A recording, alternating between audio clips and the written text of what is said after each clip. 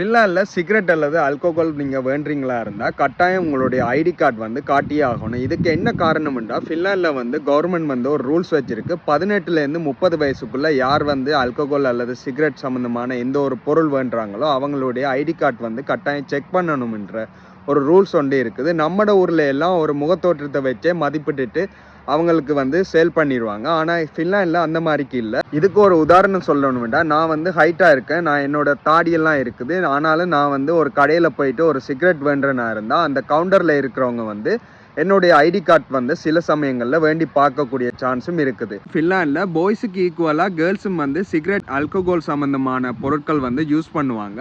அவங்களுடைய ஏஜை வந்து கன்ஃபார்ம் பண்ணுறது வந்து ரொம்ப கஷ்டமாக இருக்கும். அதனால் வந்து 2 பேருக்கும் பொதுவாகவே இந்த 18லேருந்து 30 வயசுக்குள்ளே இருக்கிறவங்க வந்து ஐடி கார்டு காட்டணும்ன்ற ரூல்ஸ் வந்து ஃபாலோ பண்ணிகிட்டே இருக்காங்க. இந்த மாதிரி வீடியோ பார்க்குறதுக்கு மறக்காமல் ஃபாலோ பண்ணிக்கொள்ளுங்க.